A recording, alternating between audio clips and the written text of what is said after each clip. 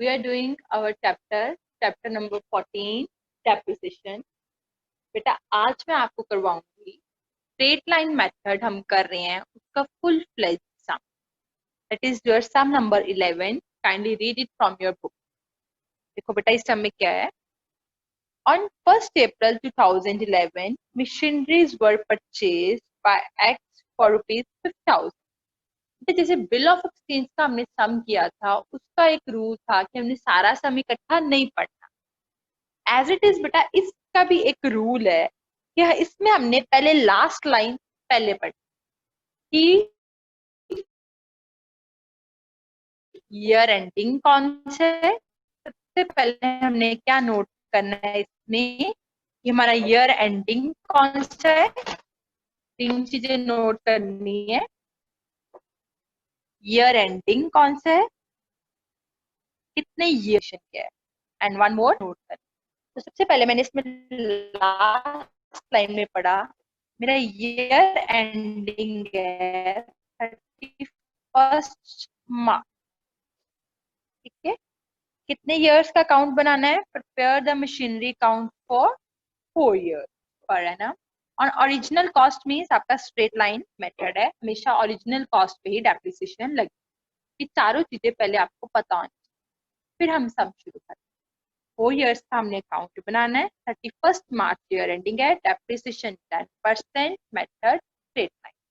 हमने अकाउंट कौन सा बनाना है. मशीनरी अकाउंट हम बनाते हैं. इसमें आप पहले फॉर्मेट बनाओ.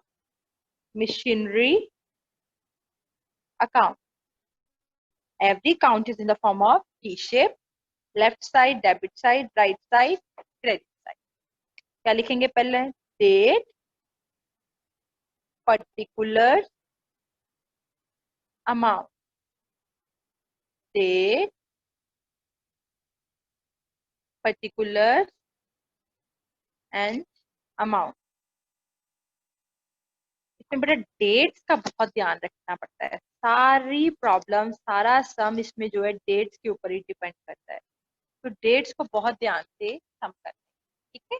सम इजी है अगर आपको समझ आ जाए. देखो ध्यान से. ऑन 1st April 2011 को मशीन खरीदी है. 1st April 2011 मशीन खरीदी है एक्स ने. तो हम क्या लिखेंगे. To bank account. Machine account debit to bank account. कितने की खरीदी है उन्होंने. 50,000 की. तो अमाउंट हमारा कितना आ गया.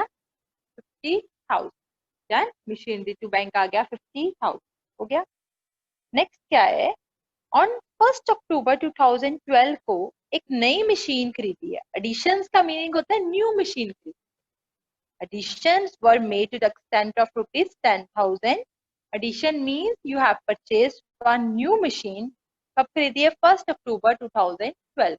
अब यहाँ देखो हमारा ईयर देखना है कि वो डेट कौन से ईयर में है. अब हमारा ईयर एंडिंग क्या है. 1st April 2011 को शुरू हुआ. ईयर एंडिंग क्या है. 31st March 2012. ईयर एंडिंग हमारा क्या है. 31st March 2012. आप देखो 31st March 2012. अब हमारी नेक्स्ट मशीन कब खरीदी है. 1st October 2012. 31st March के बाद आता है कि पहले आता है. 31st March के बाद आता है. मीन्स नेक्स्ट ईयर में आएगा. 1st April 2011 से लेकर 31st March 2012 तक आपने कुछ भी नया नहीं खरीदा ना बेचा है. तो सिर्फ ईयर एंडिंग पे आपकी क्या लग जानी है. Depreciation bye depreciation account. इस पे लगेगी ओरिजिनल कॉस्ट. अप्रैल में ही खरीदा है. अप्रैल से लेकर मार्च तक पूरे साल की 50,000 पे कितने परसेंट आ गई. 10%. ओके. 10% कितनी आ गई. 5,000. ऐसे ईयर एंडिंग पे आपने क्या बना लिया. Balance. By balance carry down. Same year ending date पे बैलेंस कितना आ गया. 50,000 माइनस 5,000. ये आ गया 45,000. हमारा first year is completed. That is the 50,000. हो गया। अब लास्ट ईयर का balance carry down next year का बन जाता है बैलेंस ब्रॉट डाउन। अब नेक्स्ट ईयर हमारा कब शुरू होना है? 31 मार्च 2012 को फिनिश हुआ, तो नेक्स्ट ईयर कब शुरू हो जाएगा? नेक्स्ट डेट कोई 1 अप्रैल 2012 को। 13 नहीं लिखना यहाँ पे, एक साल बाद नहीं ईयर शुरू होता, नेक्स्ट डे ईयर शुरू हो जाता है। तो 1 अप्रैल 2012 को ईयर शुरू हो गया। कैरी डाउन यहाँ क्या आ गया? To balance brought down, that is 45,000। हो गया, ये बात क्लियर हुई? अब देखो इन बिटवीन कुछ और तो नहीं खरीदा, देखो ध्यान से। 1 अक्टूबर 2012 को आपने मशीन खरीदी है 10,000। कब खरीदी है? अब यहाँ पे आ गया ना 1 अक्टूबर, किसका ईयर एंडिंग है? 31 मार्च 2013। ईयर एंडिंग क्या है? 31 मार्च 2013। तो 1 अक्टूबर 2012 किसी ईयर के बीच आता है? अप्रैल के बाद आता है ना 1 अक्टूबर 2012। ओके, आपने नई मशीन खरीदी है तो फिर वही एंट्री टू बैंक अकाउंट। कितने की खरीदी है आपने नई मशीन? That is of 10,000। इसमें मशीन खरीदी, ईयर एंडिंग पे डेप्रिसिएशन। अब एक और मशीन आ गई आपके पास 10,000 की। नेक्स्ट लिखा और भी खरीदा है 1 जुलाई 2013 को। अब 31 मार्च को ईयर एंड हो गया, जुलाई अब नेक्स्ट ईयर में आएगा, ठीक है, इस ईयर में नहीं आएगा। समझ गए? हम इस ईयर में जो आना है हमने वही डाला। 31 मार्च 2013 को ईयर एंड हो गया। अब आपकी लगी डेप्रिसिएशन एट द एंड, यहाँ लगी बाय डेप्रिसिएशन अकाउंट। अब आपने क्या करना? जितनी मशीन उतनी डेप्रिसिएशन, जितनी मशीन उतनी डेप्रिसिएशन। एज ऑलवेज आपने बुक की तरह नहीं करना, जैसे मैं करा रही हूँ वैसे काम करना। जितनी मशीन जितने आपके पास बैंक होंगे उतनी डेप्रिसिएशन लगेगी जब तक वो सेल नहीं। अब बैंक कितने हैं? 2, तो डेप्रिसिएशन भी कितनी होंगी? 2। एक फर्स्ट मशीन की, एक सेकेंड। फर्स्ट पे कितनी लगेगी? 50,000 पे 10% किया गया 5,000। ठीक है, दूसरी जो अब भी खरीद 10,000, अब इस पे कितनी लगेगी? 10,000 पे 10%। बट ये इस साल खरीदी कब है? अक्टूबर में खरीदी है, तो हम डेप्रिसिएशन कब लगा रहे? मार्च। तो सारा साल तो अभी नहीं चलाई ना मशीन। कितने मंथ चलाई है? अक्टूबर, नवंबर, दिसंबर, जनवरी, फरवरी, मार्च। 6 मंथ्स अभी आपने मशीन चलाई है, सारा साल नहीं चलाई। तो डेप्रिसिएशन कितने मंथ की लगेगी? 6 मंथ। कैसे आएगी? 10,000 पे 10% 6 मंथ, दैट इज 500। तो डेप्रिसिएशन हमारी टोटल कितनी आ गई? 50,000 प्लस 500, दैट इज 5,500। देखो ध्यान से, ये मशीन सारा साल चलाई जिसपे 50,000 पे 10%। ये जो अभी खरीदी है 10,000 वाली अक्टूबर में खरीदी है, जिसको अभी सिर्फ 6 मंथ चलाया है, इसकी कितनी आ गई? 500। ये कितना आ गया? 5,500। अब आपने बैलेंस कैरी डाउन निकालना है। कैसे निकालेंगे balance carry down? Bye balance carry down. कैसे निकालेंगे? 45,000 प्लस 10,000 माइनस 5,500। ये कितना आ गया मेरे पास? 49,500 आ गया। 49,500 इन दोनों को प्लस किया, ये माइनस कर दिया, तो ये मेरे पास आ गया 50,000। डन। अब लास्ट ईयर का balance carry down, next year का क्या बन गया? Balance brought down. Brought down करके आपने ईयर कंप्लीट करना है। Next year means 1 April 2013 to balance brought down, that is 49,500। I hope आपको पहले 2 इयर्स क्लियर हो गए होंगे। हमने 4 इयर्स का अकाउंट बनाना है, ठीक है। अब नेक्स्ट पढ़ेंगे क्या है, देखो ध्यान से क्या लिखा है। अब उन्होंने लिखा है ऑन 1 जुलाई 2013 फर्दर एडिशन, और एडिशन करिए, एक और मशीन खरीदी। हमारा ईयर एंडिंग है 31 मार्च 2014, तो इसके इन बिटवीन मींस 1 जुलाई 2013 को कब खरीदी है?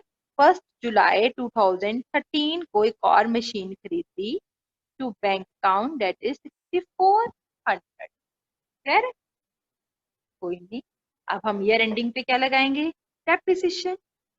जितने बैंक उतनी डेप्रिसिएशन, जितने बैंक उतनी डेप्रिसिएशन। अब कितने बैंक हो गए? 1, 2 and 3।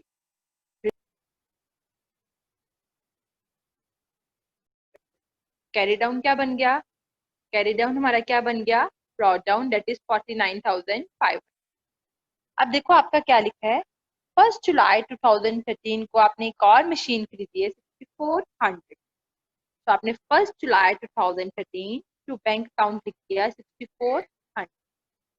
At the end of the year 31 March 2014 को अब लगनी है डेप्रिसिएशन। मैंने आपको बताया जितने बैंक उतने डेप्रिसिएशन। अब आपके पास 3 बैंक हो गए, 1, 2 एंड 3। डेप्रिसिएशन भी कितनी लगनी है आपके पास? 1, 2, 3। फर्स्ट डेप्रिसिएशन 50,000 पे 10%, कितनी आ गई? 5,000। सेकेंड 10,000 पे 10%। अब तो सारा साल चलाइए ना, पिछले साल जब खरीदी थी तो 6 मंथ चलाई थी, अब तो सारा साल ही पड़ी है आपके पास। ये आ गई 1,000। अब ये इस साल खरीदी है, ये कब खरीदी है? जुलाई में। तो मार्च तक कितनी बनी? जुलाई, अगस्त, सितंबर, अक्टूबर, नवंबर, दिसंबर, जनवरी, फरवरी, मार्च, 9 मंथ। तो ये कैसे आएगी? 6400 पे 10%। अब हमने निकालनी बेटा थर्ड मशीन। 6400 पे 10% कितने मंथ की आ गई मेरे पास? 9 मंथ, दैट इज 480। तो टोटल डेप्रिसिएशन कितनी होगी? 5,000 प्लस 1,000 प्लस 480, दैट इज 6480। कितनी आ गई? 6480। अब हमने लास्ट में निकालना है बच्चे balance carry down 31 March 2014 bye balance carry down. ये कैसे आएगा? इन दोनों को प्लस करो, 49,500 प्लस 6,400 माइनस 6,480, ये आ गया 4,9,420। 4,9,420, this is our balance carry down. ठीक है बेटा, अब देखो हमारे पास 3 इयर्स का अकाउंट बन गया है। टोटल करके लिख देना यहाँ पे, दैट इज 55900। एक बार अच्छे से देख लो, आपको 3 इयर्स का अकाउंट क्लियर हो गया हो।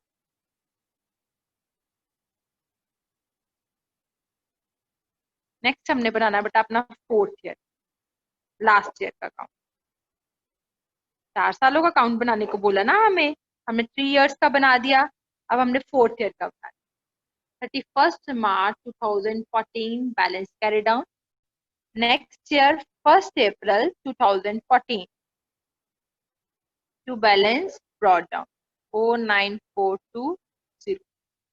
डन, इतना हो गया। अब देखो क्या लिखा, लाइन को बहुत ध्यान से पढ़ना जो लिखा है। देखो, on 30th September 2014 one machinery, original value of which was rupees 8,000 on 1st April 2011 was sold for rupees 6,000। ध्यान से पढ़ो लाइन, 30th September 2014 को, मतलब इस साल का ईयर एंडिंग है 31 मार्च 2015। 30th सितंबर इस साल आ गया।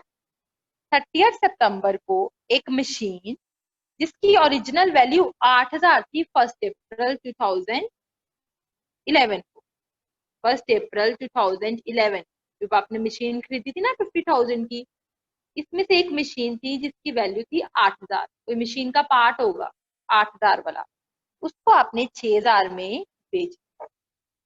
50,000 में से 8,000 वाले पार्ट को आपने 6,000 में बेच दिया। याद रखो, 50,000 में से यहाँ सबसे पहले आपने ये लिखा, कितने वाला पार्ट बिक गया? 8,000 वाला पार्ट तो अब आपका बैंक कितने का रह गया? 42,000। ये जरूर लिखे ताकि आपको जब बाद में डेप्रिसिएशन लगानी है आपको कंफ्यूजन ना हो। 50,000 में से आपने 8,000 वाला पार्ट क्या कर दिया? सेल कर दिया। तो अब कितना रह गया आपके पास? 42,000। Is it okay? अब आपने जो 8,000 वाला पार्ट बेचा है उसका प्रॉफिट और लॉस निकाल, जैसे कि मैंने आपको इतने शब्द में बताया वैसे ही कर। ठीक है, करें, निकालें उसका प्रॉफिट एंड लॉस। देखो ध्यान, सबसे पहले आपने दो चीजें लिखनी होती है। डेट ऑफ परचेज, खरीदा कब था वो पार्ट? 1 अप्रैल 2011 को। कितने का? 8,000। और नेक्स्ट डेट किसकी लिखनी है? डेट ऑफ सेल, सेल कब की है?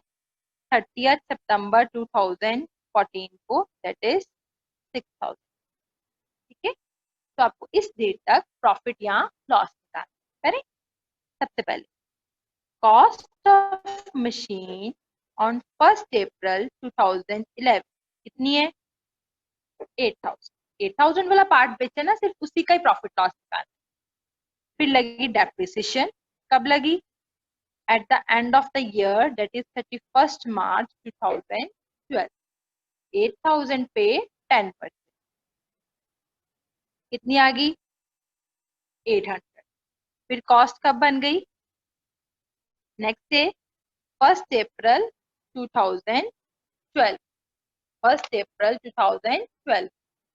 तो 8,000 में हमारे 800 माइनस हो गए, तो ये मेरे पास कॉस्ट आ गई 7,200। फिर डेप्रिसिएशन लगाई, कब लगाई? ईयर एंडिंग 31 मार्च 2013। इसके ऊपर लगानी है 8,000 पे, कितनी आ गई? 800। 7,200 में से 800 माइनस किए, ये आ गया 6,400। कब आई? Cost of machine 1 April 2013। Then हमने 14 तक जाना। फिर डेप्रिसिएशन लगी, बेटा 31 मार्च 2014 को। कितनी? 8,000 पे 10%, डेट इज 800। ओके, फिर आपने 6,400 में से 800 माइनस किया, तो ये आपके पास कितना आ गया? 5,600 आ गया। क्या by? Cost of machine 1 April 2014 को। देन अब आपने 30 सितंबर को बेच दिया, तो डेप्रिसिएशन आपने कब तक लगानी है? 30 सितंबर 2014। सो अप्रैल से सितंबर तक इतनी यूज की ना, कितने मंथ्स यूज की? अप्रैल, मई, जून, जुलाई, अगस्त, सितंबर। 6 मंथ्स की डेप्रिसिएशन आएगी।